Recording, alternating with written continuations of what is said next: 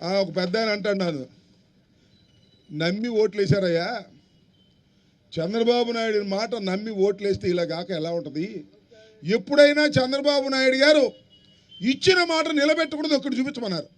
ఒక్కటి మీకు గుర్తుందిగా, 2014లో సోదరులారా, రైతు సోదరులారా, సైకిల్కి ఓటేయండి, మీ రుణాలన్నీ రద్దు చేస్తాను, రైతాంగం వచ్చేటువంటి రుణాలన్నీ అన్నాడు లేదా?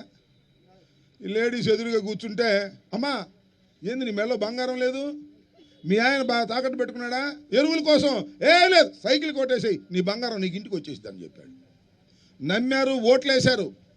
సుమారుగా 95,000 కోట్ల రూపాయలు అప్పులుంటే తీలా.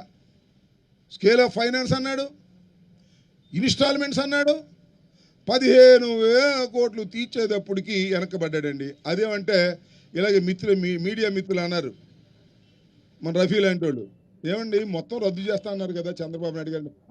మొత్తం అన్నానా? ఎక్కడన్నా? మొత్తం ఎక్కడన్నాను? కొద్దిగా రద్దు చేస్తానని రద్దు చేశాను అంతే, ఇంక లేదు అన్నాడు. ఎంత ఘోరం అండి! ప్రజల్ని మోసం చేసినటువంటి వ్యక్తి నారా చంద్రబాబు నాయుడు. కానీ నమ్మారు.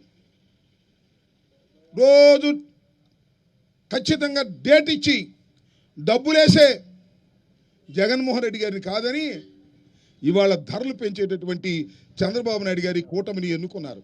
సరే, ఎన్నుకోవడానికి 100 కారణాలు. ఇంకో ఆయన బయలుదేరాడు, ఆయన పక్కనే పవన్ కళ్యాణ్ గారు మావోడే, నా ఇళ్ళందరూ వేయాలి, వేశారు. ఇప్పుడు వేస్తున్నాడు చంద్రబాబు. నేను మనవి చేస్తున్నా, దుర్మార్గమైనటువంటి కార్యక్రమాలు ఇవాళ చంద్రబాబు నాయుడు గారి నాయకత్వంలో జరుగుతూ ఉన్నాయని మనవి చేస్తున్నా.